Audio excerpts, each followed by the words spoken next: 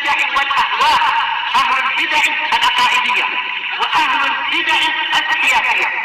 نقول بيننا وبينكم السلف، بيننا وبينكم الكتب، كان فيقول البدع بيننا وبينكم. بسم الله الرحمن الرحيم. إن الحمد لله نحمده تعالى ونستعينه ونستغفره ونعوذ بالله من شرور أنفسنا ومن سيئات أعمالنا. من يهده الله فلا مضل له ومن يضلل فلا هادي له. وأشهد أن لا إله إلا الله وحده لا شريك له وأشهد أن محمدا عبده ورسوله صلى الله عليه وعلى آله وسلم. Amma ba'd. Insyaallah akan kita lanjutkan pembahasan mengenai makna salaf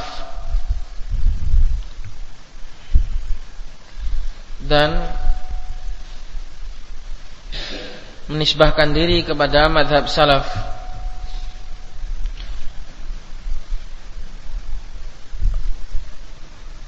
Apa hukumnya apabila seorang menisbahkan dirinya kepada mazhab salaf? Jika kita mengetahui ada seseorang menisbahkan dan menyandarkan diri kepada salaf dan dia mengatakan sebagai salafi, apa hukumnya? Kim? Boleh dan wajib untuk diterima, tidak boleh diingkari, harus diterima dari dia tentang nisbahnya dia terhadap salaf. Jadi penisbahan itu tidak boleh diingkari. Apabila ada seorang mengatakan dirinya salafi, maksudnya bukan dalam rangka pamer, tapi dalam rangka menyandarkan diri, saya ingin mengikuti mazhab salaf, saya ingin menjadi seorang salafi, maka ini tidak diingkari, bahkan harus diterima. Adapun apabila ia tidak sesuai dengan manhaj salaf, ini nanti baru diingkari. Adapun nisbah, penyandaran kepada salaf, maka ini harus diterima. Kenapa? Apa alasannya? Apa Pak Eri? Alasannya?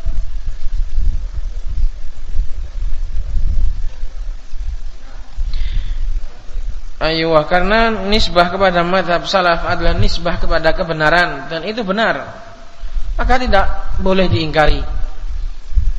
Lain halnya apabila menyandarkan diri, menisbahkan diri kepada sesuatu yang batil, maka hukumnya tidak boleh.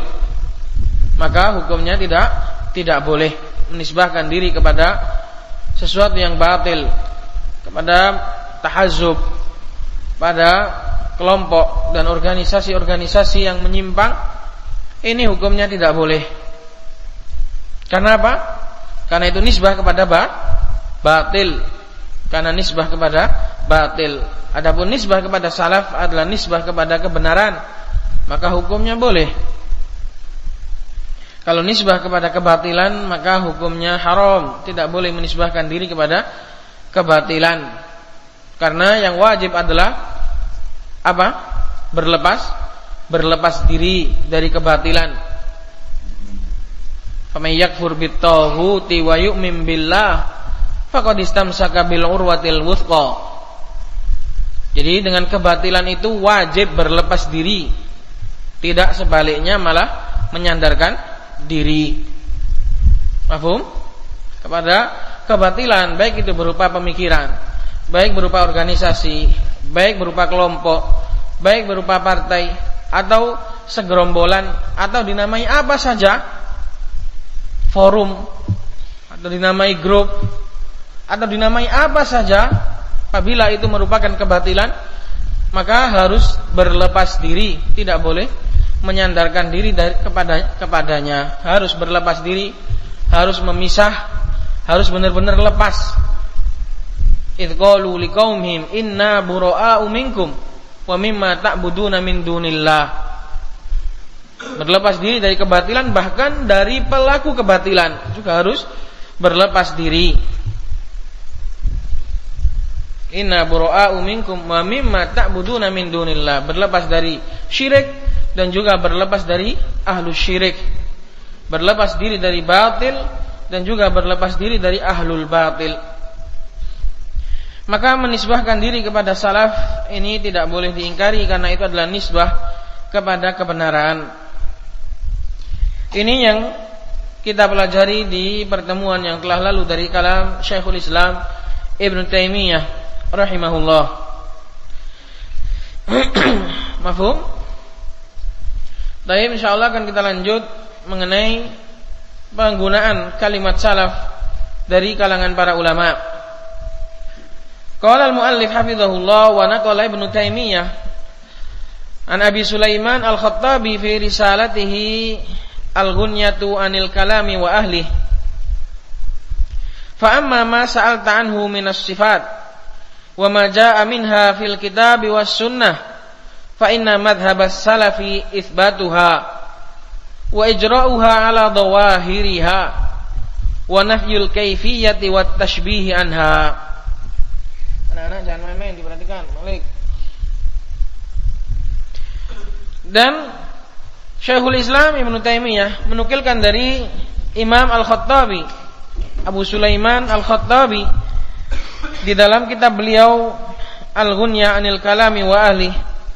Berkata Imam Al-Khattabi, adapun apa yang engkau tanyakan mengenai sifat-sifat Allah Subhanahu wa taala dan apa yang telah datang penyebutannya di dalam Alkitab maupun di dalam As-Sunnah, baik itu sifat tangan, sifat kaki, sifat mata, sifat istiwa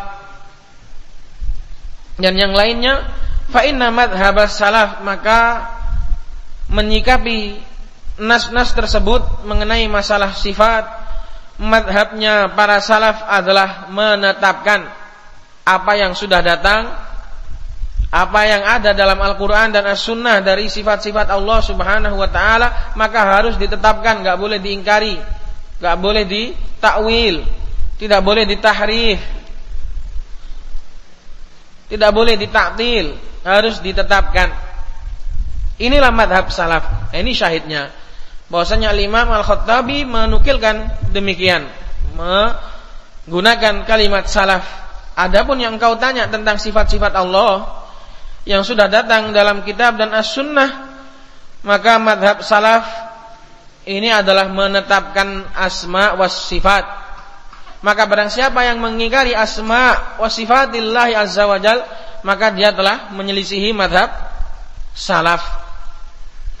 Wa ijra'uha ala dhawahiriha, dan membiarkan ayat-ayat tadi sesuai dengan dohir lafadznya, tidak mentakwil, tidak mengartikan dan menyelewengkan maknanya.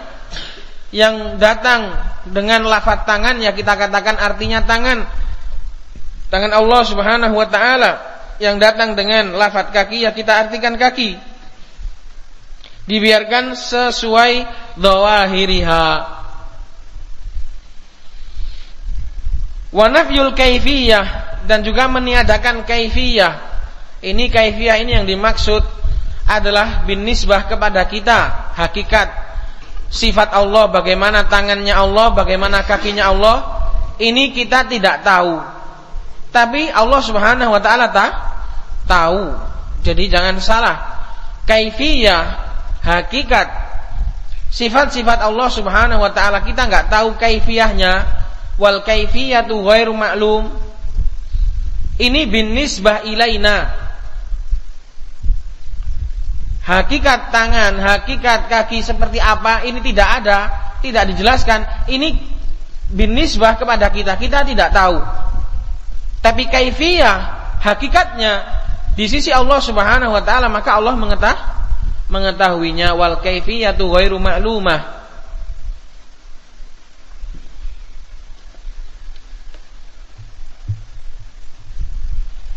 Jadi wa nafyul kaifiyah ini, kalau kita nafikan kaifiyahnya enggak boleh. Ada kaifiyahnya, ada hakikatnya. tapi hanya Allah Subhanahu wa taala lah yang tahu. Jadi kaifiyahnya enggak ada. Ini binisbah kepada kita. Kita enggak tahu bagaimana tangannya Allah, bagaimana hakikat kakinya Allah Subhanahu wa taala, kita enggak tahu. Tapi Allah Subhanahu wa taala mengetahui kaifiyahnya. Jadi dalam ucapan wa nafyul kaifiyah ini harus dikasih ta'liq, yaitu kita enggak tahu, tapi Allah Subhanahu wa taala mengetahui kaifiyahnya. Wat tashbihu anha, dan juga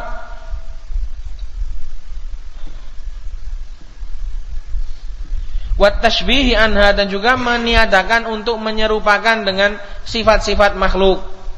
Tangannya Allah kita nafikan tidak sama dengan tangannya makhluk. Kakinya Allah Subhanahu wa taala tidak sama dengan kakinya makhluk, walaupun sama namanya tapi tidak sama bentuknya, dan hal ini adalah maklum. Apabila kita menetapkan nama-nama Allah Subhanahu wa taala, nama dan sifat-sifat Allah Subhanahu wa taala, ini tidak harus kita menyamakan dengan makhluk. Sebagaimana kita katakan kakinya Akil turu, kakinya Adit sama kakinya Jangkrik, apakah sama? Tidak sama, walaupun sama-sama kaki. Apabila sesama makhluk saja tidak sama, walaupun sama-sama namanya, bagaimana dengan antara makhluk dengan Khalik? Maka jelas tidak sama. Oleh karena itu menetapkan kaki bagi Allah Subhanahu wa taala tidak harus menyamakan dengan kakinya makhluk. Sebagaimana kita menetapkan kakinya manusia dengan kakinya jangkrik, kakinya kambing, sama-sama kaki tapi kaifiyahnya tidak sama. Ini sesama makhluk. Maka bagaimana dengan antara makhluk dan Khalik yang jelas-jelas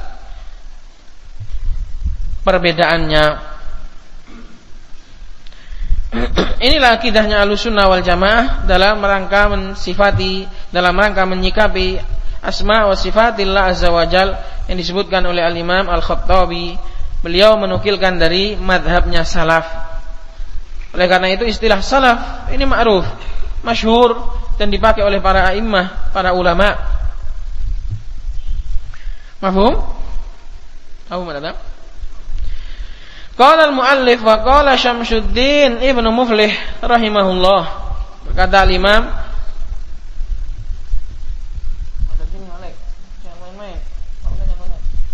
berkata Ibnu Muflih rahimahullah dalam kitab beliau Al-Adab Asy-Syar'iyyah, ini juga kitab yang bagus, kitabnya Imam Ibnu Muflih. Qala faslun fi raddi jawabil kitab wa uslubis salafi fil mukatabati kassalam. Berkata Imam Ibnu Muflih dalam kitab beliau Al-Adab, adab-adab syar'i, fasal, yaitu dalam tata cara membalas tulisan, surat menyurat, dan bagaimana tata cara dan uslub. Uslub itu apa? Uslub itu teori, metode. Teori para salaf atau metode. Teori itu terlalu ilmiah. Kalau uslub itu dalam beramal.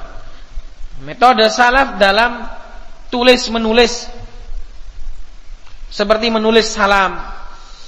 Mana didahulukan antara basmalah dengan salam? Kalau kamu nulis surat, bismillah sama salam didahulukan mana? Oke.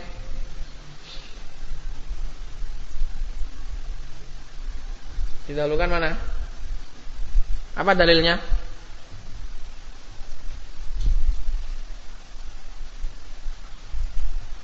Dalilnya adalah suratnya Rasulullah sallallahu alaihi wasallam kepada Hirakl, kepada Raja Hirakl. Bismillah min Muhammad ila Hirakl, baru salamun ala man ittaba'al huda. Didahulukan bismillah, terus sama penerima, sama penulis didahulukan siapa? Didahulukan penulis dari fulan kepada fulan. Bukan kepada fulan dari fulan, bukan, tapi dari fulan kepada fulan. Nah, ini ucapannya Imam Ibnu Muflih. Beliau mengatakan fasal dalam adab menjawab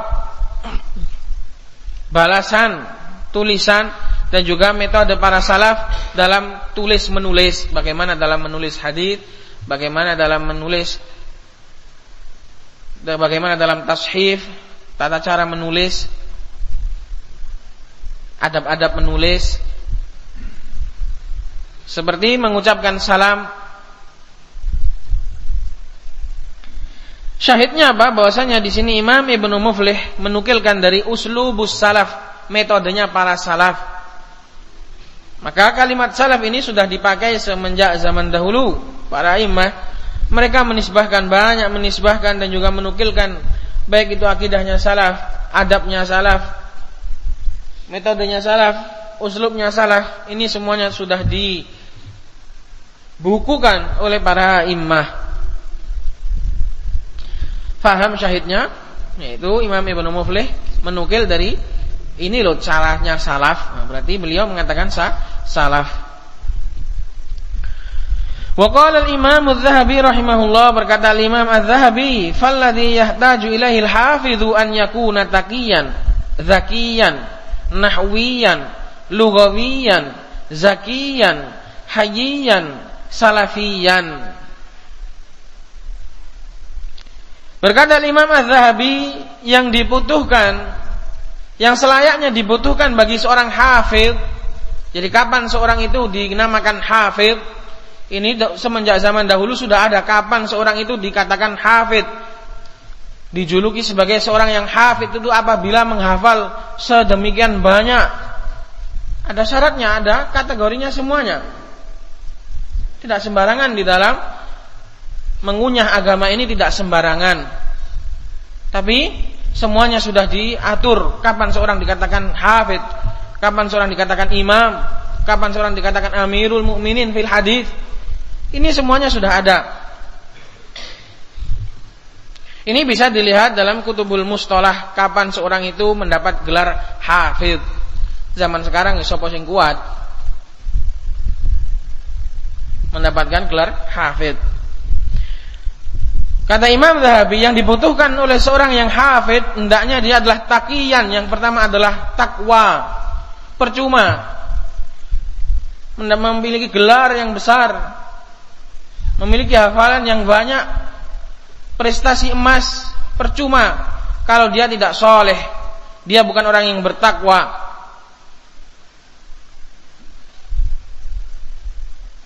Terhormat di hadapan manusia tapi bajingan di sisi Allah Subhanahu wa taala, wal iyadu billah. Ayakuna taqiyan, hendaknya yang pertama seorang hafidh itu hendaknya seorang yang taqi, yang benar-benar bertakwa kepada Allah pada dirinya sendiri. Setelah itu baru zakiyan, baru cerdas. Nah, ini kalau cerdas ini adalah hibah, pemberian dari Allah Subhanahu wa taala.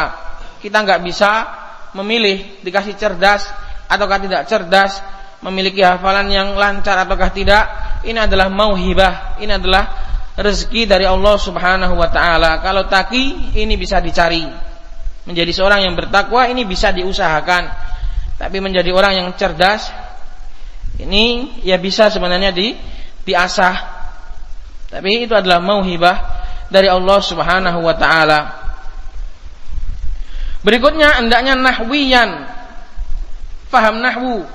Percuma jadi hafidh ngomongnya salah semua, bahasa Arabnya kocar kacir, banyak lahannya. Lughawiyan, dan juga harus paham tentang ilmu bahasa. Zakiyan, bersih jiwanya. Jadi seorang hafidh tapi jahat, ia akan menyelewengkan dan menggunakan ilmunya untuk merusak agama ini. Makanya harus zaki, bersih. Hayyiyan, ini yang saya iskal, apa maknanya hayyi di sini? Sempat saya tanyakan kepada Ustadz Abu Saleh juga, kebingungan apa artinya hayyiyan ini. Karena artinya adalah kalau dari haya, pemalu, kayaknya kurang. Tapi itu satu-satunya makna yang paling dekat, pemalu.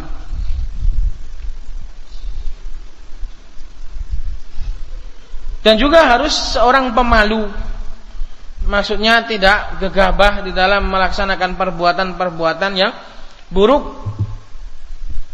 Memiliki sifat malu yang bisa menghantarkan kepada kebaikan. Karena sifat malu yang baik adalah sifat malu yang bisa mencegah dari perbuatan buruk.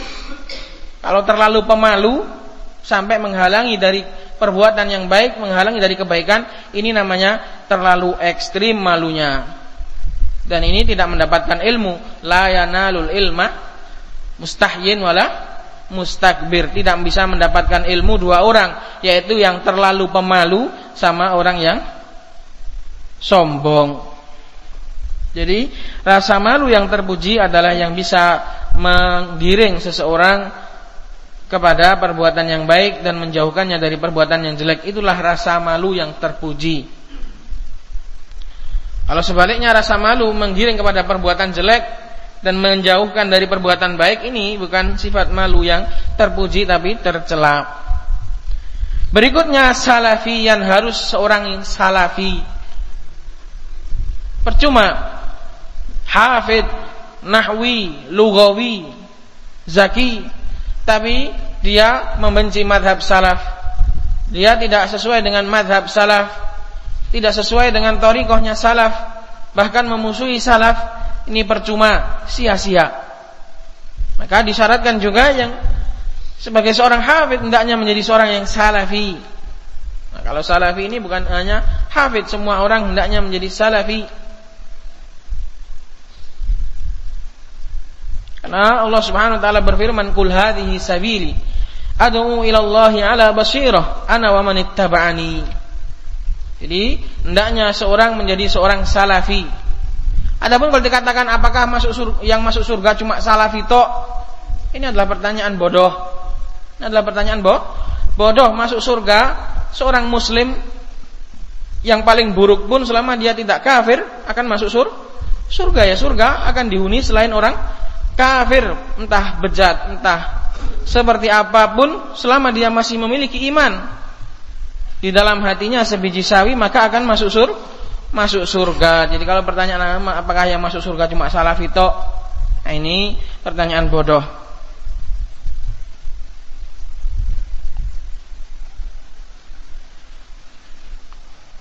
Salafiyan yakfihi an yaktuba biyadihi mi'atai mujallad. Wah, ini yang berat. Mampu untuk menulis dengan tangannya 200 jilid. 200 jilid. Sampean nulis sak buku setahun mungkin berat. Ini harus nulis 200 jilid. Inilah bagaimana beratnya dahulu para ulama dalam menuntut ilmu. Nah, kita ini sudah alhamdulillah sudah banyak nikmat, menuntut ilmu sangat mudah. Para ulama dahulu tidak tanggung-tanggung bagaimana jerih payah dan kelelahan mereka di dalam menghasilkan ilmu. Maka semoga Allah Subhanahu wa taala mengampuni kekurangan kita dalam al-jidd wal ijtihad dalam talabul ilm, kekurangan kita dalam belajar di atas banyaknya fasilitas dan terpenuhinya kebutuhan. Qala wa yahsulu minad dawawin al-mu'tabarah 500 mujallad. Dan dia sudah pernah menjelajahi dari kitab-kitab yang terkenal 500 jilid. Sak jilidnya aku mbok hatam mbok. Ini harus kita apakah hatam atau enggak satu jilid ini masih tanda tanya. Ini harus sudah memiliki jam terbang menyelesaikan 500 jilid. Wa an la yaftura min talabil ilm ilal mamat. Dan jangan sampai futur, jangan sampai putus dari talabul ilm sampai ia meninggal. Ini syaratnya jadi seorang hafid seperti itu, enggak boleh putus. Jadi bukan berarti talabul ilmi itu berhenti karena sudah menjadi hafid kemudian berhenti untuk tahsilul ilm. Tidak. Bahkan talabul ilmi ini tidak ada liburnya. Perhatikan anak-anak, yang namanya sekolah, yang namanya belajar ini enggak ada liburnya. Jangan dikira nanti kalau sudah besar sudah jadi bapak-bapak, sudah jadi ustadz, kemudian libur belajar. Ini tidak. Bahkan belajar ini semenjak kecil sampai kapan? Sampai mati. Jadi jangan berpikiran nanti kalau sudah besar sudah enak enggak belajar, tidak. Bahkan belajar ini masih tetap berlanjut sampai meninggal. Minal mahbarati ilal makbaroh. Jangan sampai putus dari thalabul ilm. Karena putus dari thalabul ilm ini sangat disayangkan. Apabila ada anak putus sekolah saja, di kalangan orang awam sangat disayangkan. Kamu kok sudah enggak sekolah. Padahal itu bisa jadi kebaikannya. Maka apa menurutmu apabila terputus dari thalabul ilm, apalagi terputus dari as-sunnah dan terputus dari hidayah, nas'alullah as-salam wal afiyah, terputus dari thalabul ilmi saja menyedihkan, apalagi terputus dari sunnah, ini memilukan, apalagi terputus dari hidayah, maka ini takbir empat kali, nas'alullah as-salam wal afiyah. Biniyatin khalisatin, dengan niat yang tulus, dengan niat yang ikhlas. Ini semenjak zaman dahulu niat yang ikhlas ini sudah ditekankan. Menjadi seorang hafidh, menjadi seorang nahwi, menjadi seorang lughawi, menjelajahi beratus-ratus jilid, beribu-ribu kitab, semuanya niatnya jangan sampai mengejar gelar, jangan sampai mengejar titel, tapi semuanya adalah niat khalisah untuk membela agama Allah Subhanahu wa taala. Bukan mencari sandang pangan, bukan mencari kehidupan, tapi niatnya adalah untuk membela agama Allah Subhanahu wa taala. Nasallallahu at-taufiq. Wa tawadhu. Yang kedua juga harus tawadhu, harus tetap merendah diri walaupun sebagai seorang ulama yang berkaliber tingkat internasional, tapi jangan lupa untuk tawadhu, merendah diri karena Allah Subhanahu wa taala. Di atas langit masih ada langit. Hendaknya tawadhu karena Allah Subhanahu wa taala tidak congkak, tidak berlaku sombong dan semena-mena terhadap kaum muslimin. Bahkan tetap tawadhu lillahi azza wajal. Menjadilah pribadi yang seakan-akan kosong tapi penuh dengan isi. Dipandang orang hina, tapi di sisi Allah Subhanahu wa taala adalah orang yang terhormat. Itu lebih baik daripada dipandang terhormat oleh manusia tapi di sisi Allah Subhanahu wa taala adalah hina. Ini adalah nasihat dari Al-Imam Az-Zahabi rahimahullah. Wa illa fala yuta'anna. Kalau tidak bisa seperti itu maka jangan ditoleh, jangan digubris. Seorang hafidh harus memenuhi kriteria-kriteria yang dikatakan oleh Al-Imam Az-Zahabi rahimahullah. Dan ini ucapan seperti ini sumbut. Sumbut itu maksudnya sesuai dengan yang ngomong. Karena Al-Imam Az-Zahabi adalah Al-Hafidh. Imam Az-Zahabi memiliki gelar Al-Hafidh Az-Zahabi. Syahidnya adalah Imam Az-Zahabi memakai kalimat salafi. Wa qala aidan, berkata juga Imam Az-Zahabi, wa sahha anid Daruqutni annahu qala ma syai'un abghadu ilayya min ilmil kalam. Berkata juga Imam Az-Zahabi beliau menukilkan dari Imam Ad-Daruqutni, telah sah dari Al-Imam Ad-Daruqutni bahwasanya beliau mengatakan tidak ada sesuatu yang lebih aku benci daripada ilmu kalam. Ilmu yang penuh dengan logika dan teori tanpa adanya fakta dan kejujuran. Tidak ada yang lebih aku benci daripada ilmu kalam. Ini ucapannya siapa? Al-Imam Ad-Daruqutni. Qultu ay Az-Zahabi, kata Imam Zahabi mengomentari ucapannya Imam Ad-Daruqutni, lam yadkhulir rajulu abadan fi ilmil kalam. Imam Daruqutni sama sekali enggak pernah mencicipi ilmu kalam. Enggak pernah makan bangkunya ilmu kalam. walal jidal, juga enggak pernah makan bangkunya jidal, wala khadha fi dzalik, juga enggak pernah bergelut dalam dunia kalam, bal kana salafiyan, bahkan beliau Al-Imam Ad-Daruqutni adalah seorang salafi tulen. Ini syahidnya adalah kalimat salafi digunakan oleh Al-Imam Adz-Dzahabi rahimahullah. Wa qala aidan fas-silafiyyu mustafadun ma'as salafi. Kata Imam Adz-Dzahabi juga, silafi ini juga maknanya diambil dari salafi. Seperti Imam Abu Thahir As-Silafi. Sebagian ulama ada yang memang gelarnya As-Silafi. Nah, itu namanya As-Silafi, bukan Salafi tapi Silafi. Ini sama, bifat hatain, yaitu Salafi. Wa huwa man kana ala madhhabis salaf. Siapa Salafi? Yaitu yang sesuai dengan madhabnya salaf. Jadi Salafi itu di mana saja dan kapan saja adalah orang yang sesuai dengan madhab salaf, sesuai dengan Al-Quran dan As-Sunnah. Baik dia itu dari Yaman, baik dia itu dari Madinah, baik dia dari Mesir, dari mana saja, tidak dari mana saja juga enggak apa-apa, asal dia adalah seorang yang mengikuti akidahnya salaf. Salafi enggak harus pro siapa dan pro siapa, tidak harus jebolan mana atau jebolan mana, tidak harus. Yang penting dia adalah sesuai dengan akidah salaf dari mana saja. Apabila ia sesuai dengan mazhab salaf, maka dialah salafi, walaupun tidak ada seorang pun yang mengakui. Dan dari mana saja dia, dari pondok mana saja, dari markis mana saja, dari kalangan diakui ahlu sunnah di mana saja, apabila kelakuannya tidak sesuai dengan akidahnya para salaf, maka dia bukan salafi. Ini rumusnya. Ini yang harus kita tekankan.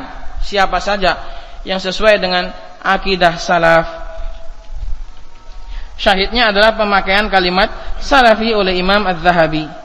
Wa qala aidan wa kana ala aqidatis salaf. Wa qala aidan wa kana dayyinan khayran salafiyan mahiban.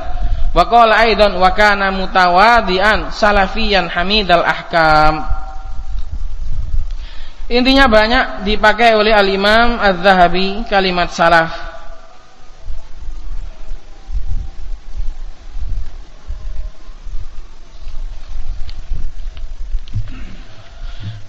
Baik, insyaallah berikutnya akan kita ambil di pertemuannya akan datang. Subhanakallahumma bihamdik asyhadu an la ilaha illa anta astaghfiruka wa atubu ilaik.